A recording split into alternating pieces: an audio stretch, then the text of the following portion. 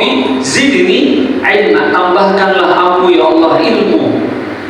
Tambahkan aku ilmu ya Allah. Maksudnya wahai Muhammad, jangan lupa untuk terus berdoa, ya Allah berikan saya tambahan ilmu. Tidak ada tambahan rezeki ya.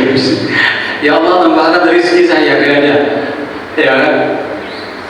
Yang ada itu di doa Rasulullah SAW yang beliau ajarkan kepada kita, Allahumma inni as'aluka ilman nafi'an wa rizqan thayyiban, ya, maaf berulang terus nih, wa amalan mutaqabbala, ya, yang beliau baca harus sungguh seperti ini. Ya Allah berikanlah saya ilmu yang bermanfaat, Allahumma inni as'aluka ilman nafi'an dan rezeki yang baik, ya, rezeki yang baik dan amal yang diterima. Oke, kita lanjutkan. Kemarin juga bahkan keterangan-keterangan para ulama, kita lanjut terus. Dan di ayat yang lain Allah Subhanahu wa taala juga mengingatkan kenapa pentingnya ilmu ini. Di antaranya kita hafal semuanya ini juga surah Fatir ayat ke-28, A'udzubillahi minasyaitonir rajim. Innama yakhsyallaha min 'ibadihi al-ulama. Orang yang takut kepada Allah Subhanahu wa taala itu hanyalah al-ulama, orang-orang yang berilmu. Hanya orang-orang yang wa taala yang takut kepada Allah Subhanahu wa taala. Artinya sebaliknya, kalau ada orang yang di masyarakat mungkin terkesan berilmu itu bahasa Arabnya alim.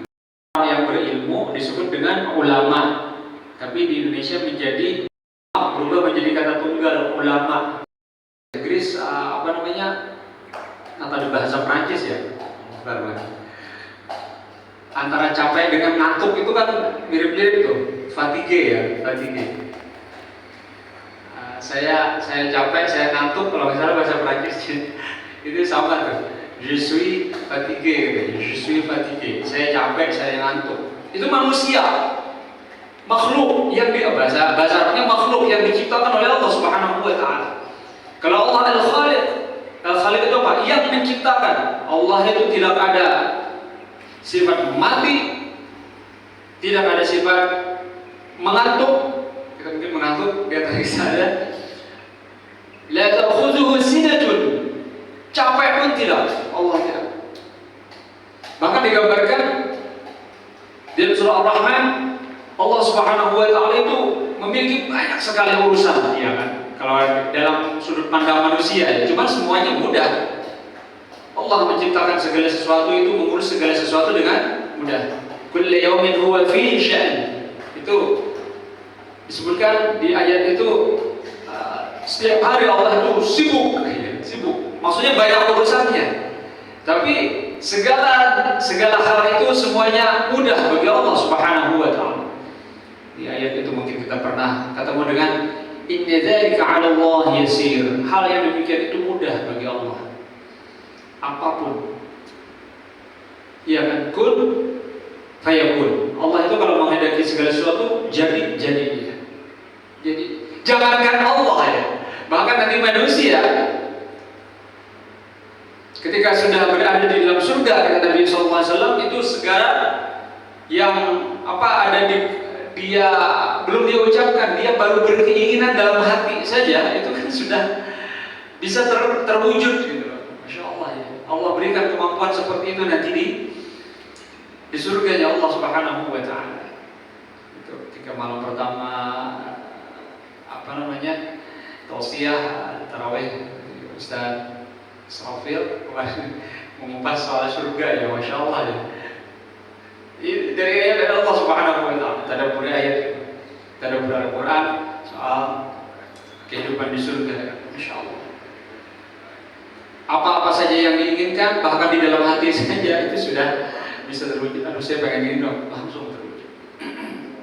Innama yakhsyallaha min 'ibadihi al-'ulama. Hanya orang-orang yang berilmu saja, kata Allah Subhanahu wa taala, yang punya rasa takut kepada Allah. Takut kenapa?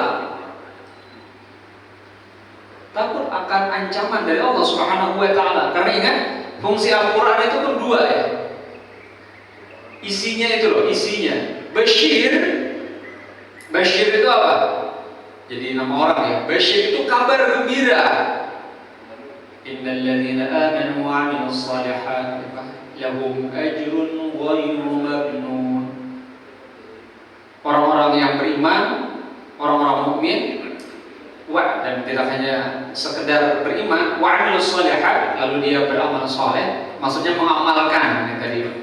Ilmu itu harus diamalkan.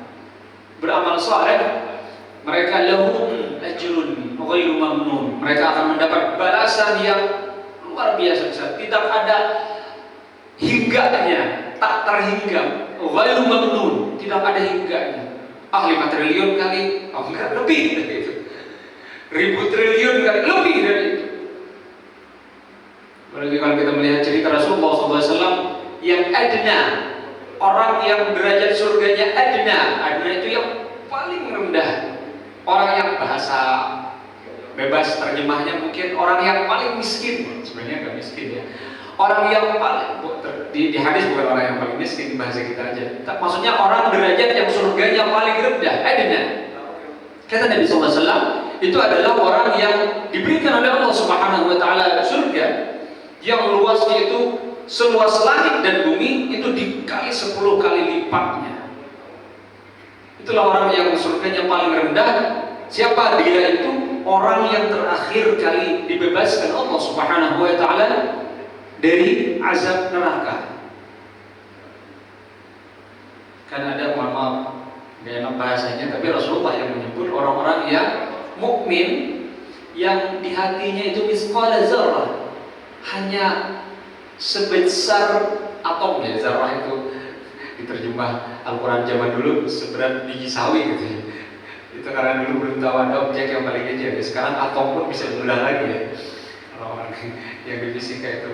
Pokoknya sekecil apapun ada iman di dalam hati itu, jadi dia dilemparkan ke neraka, tapi nanti akan dibangkitkan dari neraka. Kenapa dia ke neraka? Ya karena di surah Al-Qari'ah tadi itu janji Allah, wa amma man khaffat mawazinu, kalau timbangan amal salehnya ringan, dia dilemparkan ke neraka. Tapi dia masih punya iman. Iman itu maksudnya dia masih percaya dengan kalimat la ilaha illallah Muhammadun Rasulullah. Kan ada istilah tuh, saya mah sholat kagak gitu misalnya, puasa enggak, apa-apa yang haram udahlah ini. Tapi kalau agama saya dihina, saya maju gitu. Itu kan karena ghirrah ya, ghirrah, semangat. Bahasa Arab bukan ghirrah itu, tapi berubah ke bahasa Indonesia jadi jelek bahasanya. Ghirrah bahasa Arab itu semangat yang berkobar, yang membara. Bahasa Indonesia berubah jadi apa? Gairah. Jadi konotasinya jadi jelek ya, gairah. Padahal gairah untuk beribadah mestinya jadi bagus ya, tapi konotasi gairah itu konotasinya jadi kurang bagus. Gairah keislaman gitu, terbakar ya. Bahasa sekarang itu menyala. Kalau agama saya hina, saya maju. Itu karena iman dia. Kalau jihad misalnya ya, dia maju, dia gugur, tapi iman itu baru dia miliki, ya dia tetap tidak akan dilemparkan ke neraka, tapi dimasukkan ke surganya Allah. Seperti ya kita pernah baca, kita pernah dengar hadis Nabi SAW, orang yang baru pertama masuk Islam ya kan, yang belum sempat beramal, bahkan belum sholat, begitu dia bersyahadat, ada panggilan jihad, bergabung bersama pasukannya Rasulullah. Lalu dia maju ke medan jihad itu, ternyata langsung terbunuh. Kata Rasulullah SAW, itu orang yang beruntung. Dia beramal sedikit, awalnya baru jihad itu setelah syahadat dia kan, dia beriman, imannya syahadat, belum amal, amalnya baru jihad itu. Amila qalilan ya, ujra katsiran, kurang lebih seperti itu. Salatin itu bukankah Allah itu hakim yang paling ahkam, alaysa Allah bi ahkamil hakimin, hakim yang paling adil. Dan Allah ingin menunjukkan keadilannya itu lewat mizan. Yaumul mizan makanya disebutkan hari kiamat, hari akhirat itu ya, ditimbang. Ya, gambarannya ya di itu tadi di apa? Di surah Al-Qari'ah itu tadi. Nah, takut akan azab Allah itu tadi. Bashir, ada kabar gembira di dalam Al-Quran itu. Nah, kabar yang kedua di dalam dari Al-Quran itu apa? Nazir, Basyiran wa nadhiran, pengingat, diingatkan oleh Allah Subhanahu wa taala kita itu. Maksudnya diingatkan apa? Kalau tidak beriman, ancamannya neraka. Tapi kalau sudah beriman tapi tidak beramal soleh, ya neraka juga. Walaupun akan dimerdekakan pada suatu saatnya kelak. Masalahnya Allah Subhanahu wa taala, Rasulullah SAW tidak memberikan penjelasan berapa lama durasi masa tahanannya, istilahnya kalau di dunia itu. Kan kalau membunuh ada akan hukumannya. Kalau di hukum Islam bahkan kalau membunuh dengan sengaja, keluarga yang si terbunuh itu tidak memaafkan, orang itu tidak ada taubatnya kecuali dengan cara apa? Dibunuh. Dan cara membunuhnya di dalam Islam, ya Rasulullah menjelaskan bagaimana caranya, dipancung. Dan itu berlaku sampai hari ini, masih mungkin hanya satu negara yang berlakukan itu, ya, kerajaan Arab. Atau juga takut karena apa? Amal dia tidak diterima oleh Allah Subhanahu wa taala. Dan disinilah pentingnya ilmu juga. Ilmu ini apa? Karena dengan ilmu, dengan pengetahuan, terutama dalam urusan ibadah, kita menjadi tahu bagaimana cara supaya amal kita itu bisa diterima oleh Allah Subhanahu wa taala. Termasuk tadi juga di dalam rangkaian doa yang diajarkan Rasulullah setiap habis subuh beliau berdoa seperti itu, sehingga dimasukkan oleh para asatidz, para ulama dalam rangkaian zikir pagi. Yang tadi Allahumma inni as'aluka 'ilman nafi'a wa rizqan thayyiban, yang rangkaian terakhir wa 'amalan mutaqabbala.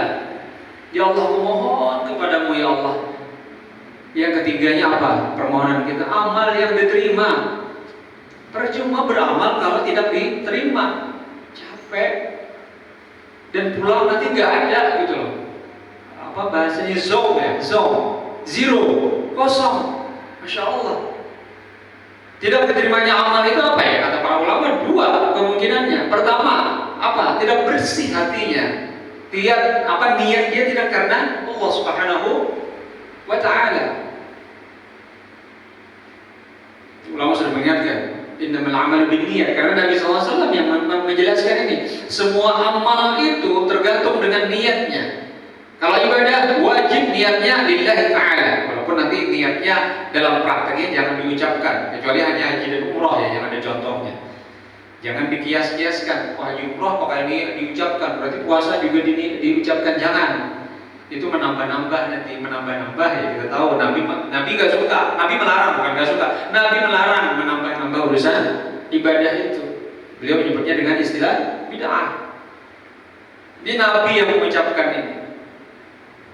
Bahkan sahabat Abdullah bin Mas'ud menyebutkan, ittabi'u, ikutin saja Rasulmu itu, Rasul kita ini. Ittabi'u, ikutin saja. Wala tabtadi'u, jangan ditambah-tambah. Bahasa terjemah bebasnya, jangan berbuat bid'ah. Faqad kufitu, karena sudah cukup ajaran Rasul itu banyak. Enggak percaya, buka buku ya, bahasa Arabnya kitab Al-Azkar An-Nawawiyah misalnya. Itu banyak banget itu. Di sini ada, sudah disimpan di perpustakaan. Al-Azkar An-Nawawiyah, kumpulan zikir Imam Nawawi, beliau kasih nama karena beliau yang menyusun. Tapi itu Rasulullah SAW. Banyak banget zikir-zikir, doa-doa yang diajarkan Rasulullah. Saya belum yakin, mungkin ada di antara kita yang hafal. Tebal banget itu kan, yang versi belum ada penjelasannya aja masih tebal. Apalagi sudah disyarah, walaupun nanti hadis-hadisnya diteliti oleh para peneliti hadis, ada beberapa di antaranya yang tidak sahih ya. Yang tidak sahih ya. Bisa karena niatnya. Tapi niat ini pun juga, ya tadi itu tadi. Ada juga sudah niatnya sudah benar, tapi amalnya salah. Jadi harus dua-duanya komplit nih.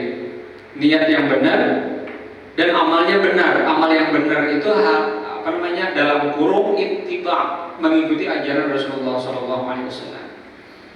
Yang oleh para ulama, orang-orang ulama ya, ahli-ahli ibadah dari agama lain itu kurang ikhlas apa coba mereka. Yang diriwayatkan oleh Imam Al-Tabrani, orang itu kalau sudah berilmu dan beramal. Lalu amal ini artinya juga tidak hanya, ini belum masuk ya, nanti dia sebarkan ilmunya itu untuk orang lain sehingga dia akan menjadi nilai manfaat untuk manusia, tidak hanya untuk umat Islam tapi untuk manusia. Sehingga Nabi SAW bersabda, khairun nas anfa'uhum linnas. Manusia yang terbaik itu adalah orang yang paling besar manfaatnya untuk orang lain. Yang padanannya orang yang terbaik itu juga bahkan sebelum bermanfaat untuk orang lain, Nabi SAW juga menyebutkan khairukum man ta'allama al-Qur'an wa 'allamahu. Oke? Nah, apalah di sini? Orang yang terbaik di antara kalian, kata Nabi SAW, adalah siapa? Man ta'allama al-Qur'an, yaitu orang-orang yang mempelajari Al-Qur'an. Kaitannya Ramadan. Tapi tidak hanya Ramadan. Tapi Ramadan ini lebih fokus lagi. Karena kalau mempelajari Al-Quran ini, bahkan nanti yang fokus dengan studi Al-Quran, Masya Allah, bahkan adalah sampai tidak hanya S1, S2, S3, segala macam. Postgraduate, bahkan juga ada. Khairukum man ta'allama Al-Quran, orang yang terbaik di antara kalian adalah orang yang mempelajari Al-Quran wa 'allamahu, dan mengajarkan Al-Quran. Oke, ini saja yang hari ini di kesempatan pagi ini bisa kita sedikit kupas. Bagian dari ini masih awal-awal ya, tentang pentingnya ilmu. Mudah-mudahan bisa, dan insya Allah ini bisa kita ambil manfaatnya. Mohon maaf kalau sekiranya terdapat kekhilafan dalam pemilihan kata yang saya sampaikan. Wa'alaikum. Sudah terbit ya matahari 20 menit yang lalu kurang lebih.